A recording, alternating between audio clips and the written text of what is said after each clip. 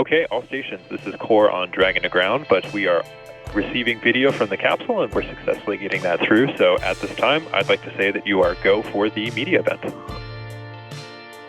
Dragon copy.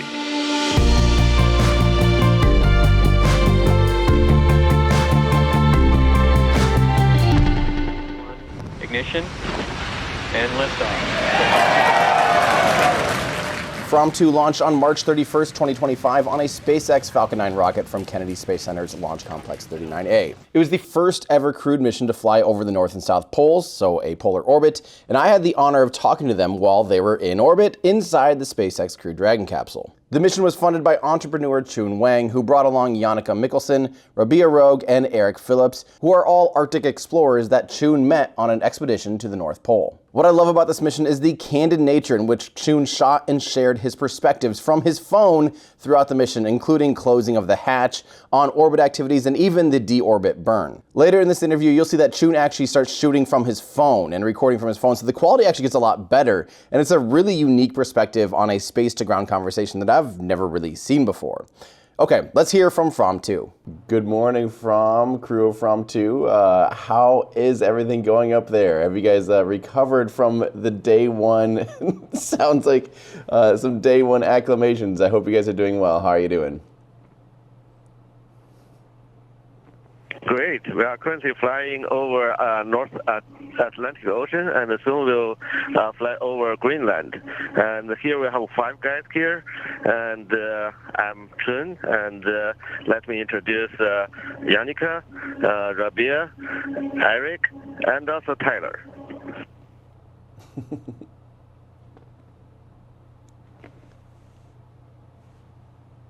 Amazing. It looks so incredible up there.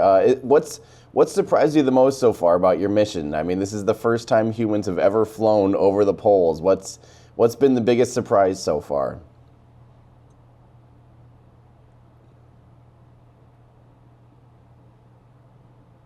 Well, the biggest surprise that we think we noticed is that we see the planet as mostly white because we get to see the North Pole and the South Pole.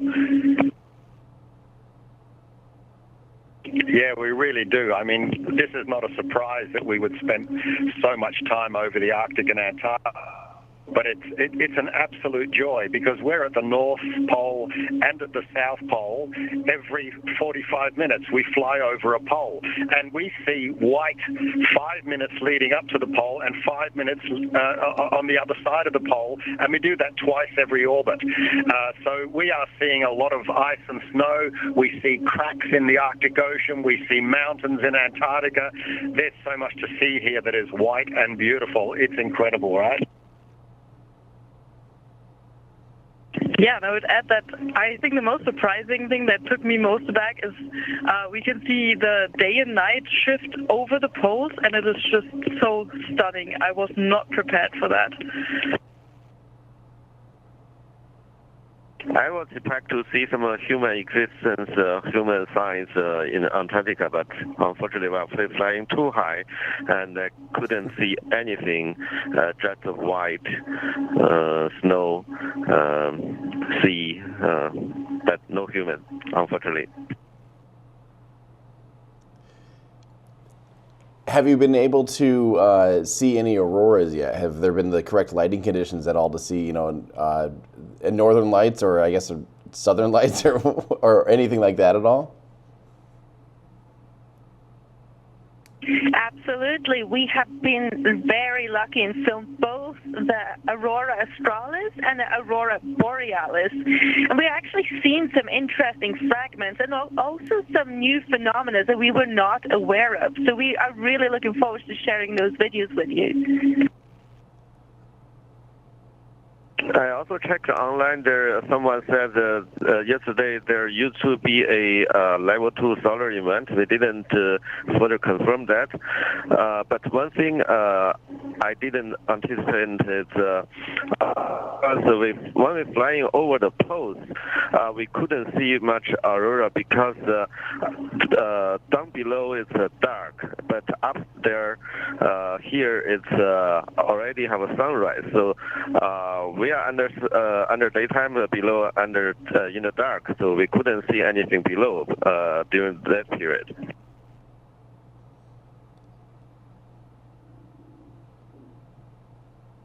That makes sense. I mean, that's just crazy to think that you're able to see things that no human has ever seen before. What's that actually feel like? Is that reoccurring? Are you realizing in the middle of this moment that, you know, no human has seen this before ever? Is that like in the back of your minds all the time? And is it? And I'll piggyback on that. Is it hard to sleep because you're also probably wanting to like just look outside so much? I do think the polar orbit is the best orbit human can fly. So I think any follow-up mission should fly this orbit. Yeah, there is no question that we are seeing things that no humans have ever seen with their eyes before, and we are just loving every moment of it. I mean, I've skied 4 new routes up glaciers that had never traveled before and across the plateau to the South Pole, and for the opportunity to see, well, kind of the beginning of those routes, because high up on the plateau, it's now dark. We are on the dark side of the equinox. So for me in particular, having seen a lot of Antarctica that has never been seen before, to see it from this view and from this expanse, it's mind-boggling. And the Arctic Ocean too. We are seeing expansive parts of the Arctic Ocean that are new to humans as well. And you know, to see them on Google Earth and to see them on satellite images or so, it's kind of different. You know, it's kind of so special. That's all I can say. And just within a few minutes, you can see the change of seasons. Such like we just saw India, and we flew over the Himalayas into Tibet, and then Mongolia, Gobi Desert, and Lake Baikal, and the entire Russia and the Arctic Ocean within just 20 minutes. That's the entire season change. That is incredible. Has it been, as far as, you know, we were talking about surprises earlier, has it been difficult to acclimate to, you know, 4 people inside such a small spacecraft? You know, obviously you have to be very comfortable with each other, and especially with the day one's activities, we'll call it. Has there been any surprises there? Obviously you guys are pretty close together, having done a lot of training and things like that, but how has that been going as far as actually acclimating to being in such a tight quarters together? Yeah, I think right now we're the closest that we would ever get, and still we're comfortable. So I think we've been very comfortable during this mission, and I think what strikes me the most is also that we're in the spacecraft, and you've got Earth below and the stars above. And I think we just have this feeling that, you know, humanity also belongs to the stars. So we're exploring from a polar orbit right now, but really the next step is to explore the stars.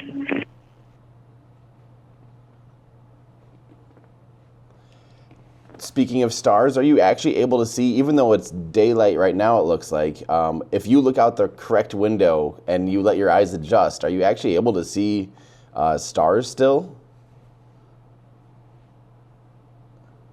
Absolutely. When it is pitch black outside, and believe me, it is black like a void, we see stars and also satellites. And because I'm a city boy, it's probably my first time see the Milky Way. Wow. That is awesome. So I assume obviously we're going to get some absolutely incredible images. I know that Jannika's filming a lot of stuff. I'm sure you're all filming a lot of incredible images. Has there been any challenges with capturing video and photos, and how has that been going as far as some of the film projects?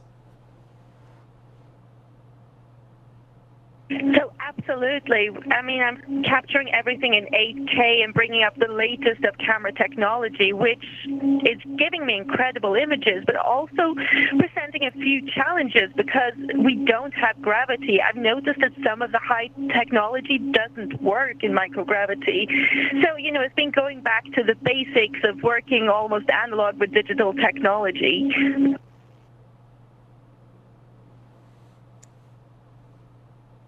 And I know that you've been doing some 3D work as well, 360 and 8K. But yeah, so some of the things haven't been working quite as planned. But as overall, though, do you feel like some of the experiences will be able to work out for you guys? Absolutely. I mean, I feel like I'm speaking to a fellow cinematographer here, and I feel like you would have cinematographer envy if you were here and saw the images that we are capturing. Our goal is to make you feel like you are here with us on the FRAM2 mission and seeing the poles together with us on this incredible, groundbreaking mission that is exploring the last frontier of low Earth orbit. I absolutely cannot wait to see those images. I'm curious, you guys must have a way to be able to track radiation. Has there been anything different, you know, because you're flying over the poles and that's kind of where the radiation, you know, the ionizing radiation obviously gathers over the poles. Has there been any surprises there or can you tell, or is there any other signs that like, oh, we're flying in a different trajectory than most human spaceflight's ever gone? Yeah, let me answer the first part of the question for the radiation. We are tracking our radiation with personal dosimeters and also a mission dosimeter. So we are very interested to see, or very excited to share the results after the mission. But also we are very happy to announce that we had the first ever X-ray in space taken today, very successfully. Which is, I know, a tangent to radiation, but I think we're just so excited to share that. So I'll just put that out there. And we can show you what we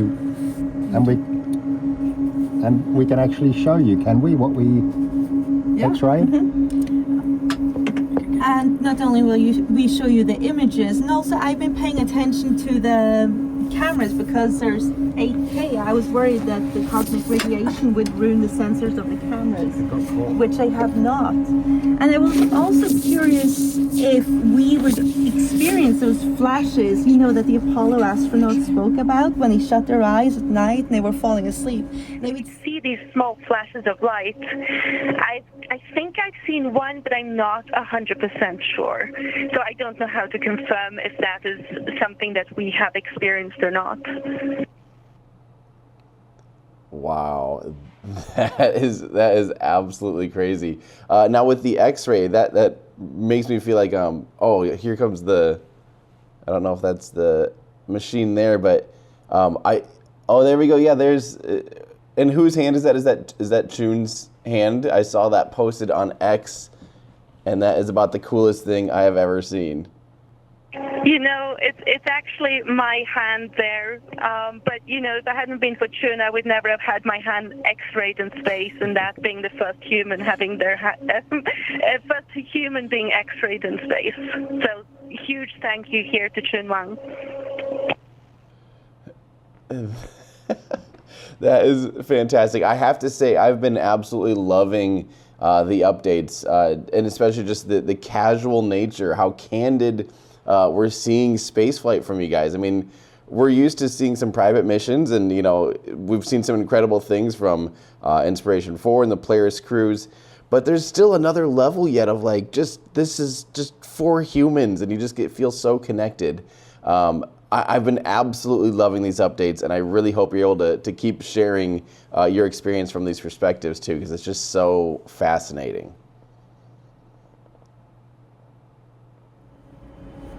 Yeah, hey Tim, I really hope that we do come across as being simply ordinary astronauts, right? Everyday astronaut. Yeah, everyday astronauts, exactly. But ordinary too, you know, we are ordinary citizens of planet Earth, and SpaceX trained us up. It took the best part of a year or so, and here we are doing everything that we have trained for, and boy, are we enjoying it too. You cannot wipe the smiles from our faces. Our goal is to bring space down to the Earth. You truly are. You are living the ultimate version of bringing space down to Earth for everyday people. I mean, this is that mission to me, and it's just been so fun. I mean, even the perspectives, like when you're doing the loadout or the closeout of the capsule, seeing that perspective from literally first-person view has been incredible. Having this view of you guys in the cupola is just outstanding. I am such a big fan of this mission, and it's been so cool to see how people react.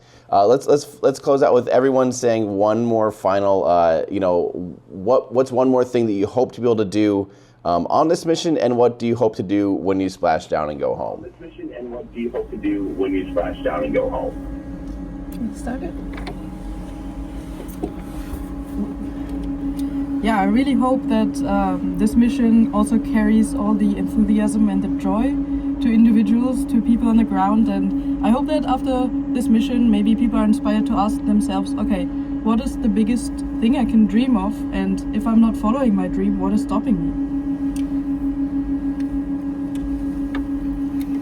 Yeah, I've said many times that adventure is its own reward, and that looking towards a horizon over which we had no idea about, like those early FRAM pioneers of Amundsen and Fritjof, and Fritjof Nansen, we are kind of doing the same. We are flying over horizons and seeing things that people have never seen before. There are opportunities to do this for other people. Maybe not here in space, but down on Earth. Lots of things to do.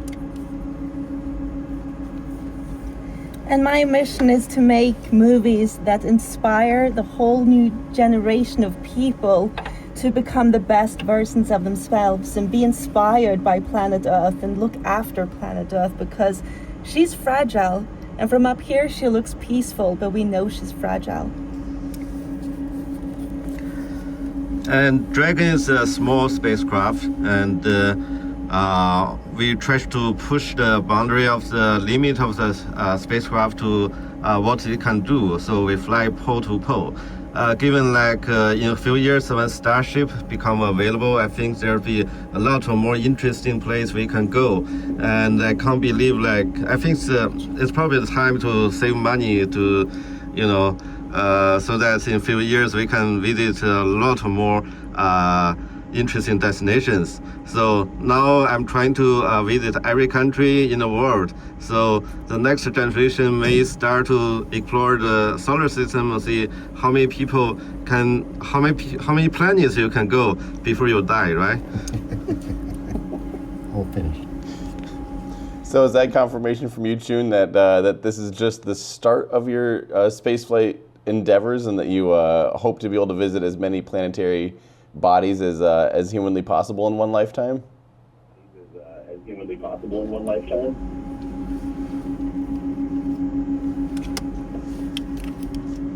Say yes. Yes, of course. I have to admit, I don't think I've ever talked to someone whose life goal is to walk or visit planetary bodies, and you're making a heck of a splash here. Now that you've trained on Dragon 2 and you talked about Starship, do you envision pursuing that is that already the next goal for you? Are you already, while you're in space right now, are you already considering trying to fly on Starship next? Trying to fly on Starship next? That's a strong candidate, and I must say it's still early to confirm anything, but that's something I'm considering. That is absolutely incredible. Well, I'm getting close to the end of my time here, so yeah, give us one more goodbye from everyone. I'm excited to see. Oh, this is an incredible view. Look at this. No way. That's so cool. Yeah, just give us your sign out here. This is the perfect sign off opportunity. Unfortunately, right as I was saying goodbye, we did lose communications, but that's actually not the last time I saw the crew. Because just a couple days later, I hopped in my friend Jay's plane and we headed out to the edge of the exclusion zone just off the coast of California to see if we could catch them splashing down. And guess what? Just as they're about to actually splash down, I managed to catch them while they're under parachutes. Now, don't kill me for the vertical video. I know it's really bad, and we were obviously quite far away because we were outside of the exclusion zone, but it was just crazy to see them under parachutes and see them splash down knowing that I just talked to them while they were in space. What an awesome mission. I can't wait to see all the footage that they come back with. So huge thank you to Chun and the rest of the crew of FRAM2 and SpaceX for helping make this video possible. Well, that's gonna do it for me. I'm Tim Dodd, the Everyday Astronaut, bringing space down to Earth for everyday people.